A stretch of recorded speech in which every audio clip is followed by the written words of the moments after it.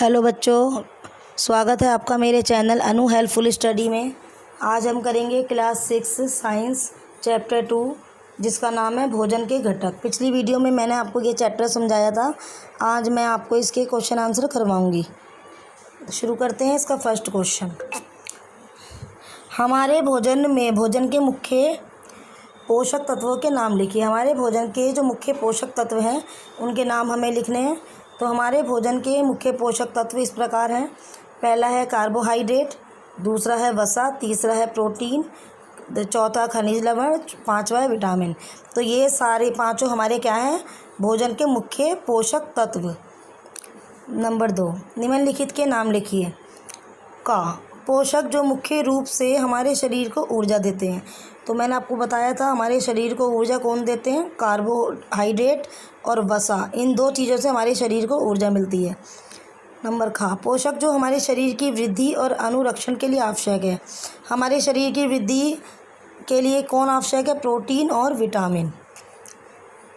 वह विटामिन जो हमारी अच्छी दृष्टि के लिए आवश्यक है। तो विटामिन A, T हमारी अच्छी दृष्टि के लिए आवश्यक है। वह खनिज जो अस्थियों के लिए आवश्यक है वो है कैल्शियम।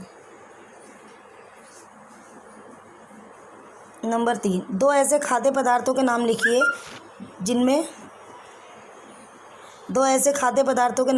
जिनमें निम्न पोषक प्रचुर मात्रा में उपलब्ध होते हैं। तो हमें दो खाद्य पदार्थ बताने हैं जिनमें ये जो पोषक यहाँ दिए हुए हैं, जैसे मड है, वसा है, आहारी रेशे, प्रोटीन है, इनमें ऐसे नाम लिखने हैं, इनमें ये प्रचुर मात्रा में उपलब्ध होने चाहिए।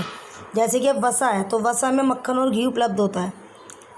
तो हमें दो खाद्य पदार्थ बताने हैं, ये हमारे पोषक हैं और इनके दो खाद्य पदार्थ हमें बताने हैं, सबके दो दो, जो इसमें प्रचुर मात्रा में उपलब्ध होते हैं।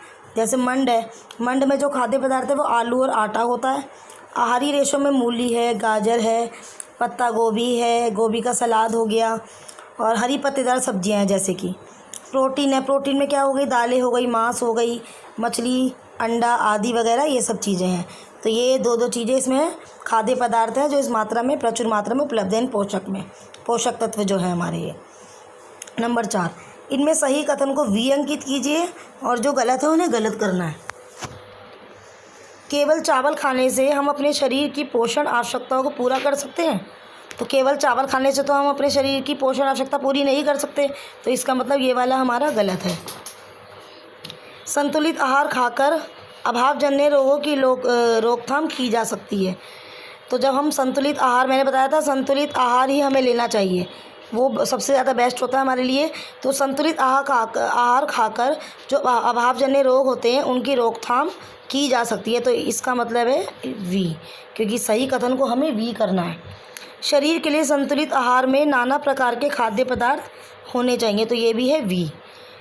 शरीर को सभी पोषक तत्व उपलब्ध कराने के लिए केवल मांस पर्याप्त है, नहीं। तो ये वाला आंसर है हमारा गलत। करते हैं 5th क्वेश्चन। रिक्त स्थान की पूर्ति कीजिए। नंबर का डैश विटामिन D के अभाव से होता है। तो विटामिन D के अभाव से क्या होता है, रिकेट्स रोग। तो ये नंबर का में आप भर देंगे रिकेट्स रोग। तो रिकेट्स रोग का मतलब होता है जब हमारी शरीर की या बच्चों की जो शरीर की हड्डियां होती है वो कमज़ोर हो जाती है, टूट जाती है, तो उसे हम रिकेट्स रोग बोलते हैं, जो विटामिन D की कमी से होता है। यहाँ पर हम रिकेट्स रोग भर देंगे। नंबर खा डैश की कमी से बेरी नामक रोग होता है। तो विटामिन B से बेरी नामक रोग होता है। तो यहाँ पर आप भर देंगे नंबर खा में विटामिन B। बेरी रोग किससे होता है, विटामिन B से होता है। विटामिन C के अभाव से डैश नामक रोग होता है। तो विटामिन C से हमें स्कर्वी रोग होता है। या आप क्वेश्चन ये भी हो सकता है स्कर्वी रोग किससे होता है, तो विटामिन C के अभाव से होता है। ठीक है, तो यहाँ पे क्वेश्चन है विटामिन C के अभाव से स्कर्वी रोग होता है। तो यहाँ पर हम स्कर्वी भर देंगे। हमारे भोजन में डैश के अभाव से रतौंधी होता है। तो हमारे भोजन में विटामिन A के अभाव से रतौंधी होती है। तो रतौंधी किसके अभाव से होती है, विटामिन A के अभाव से। हमारे भोजन में विटामिन A के अभाव से रतौंधी होती है।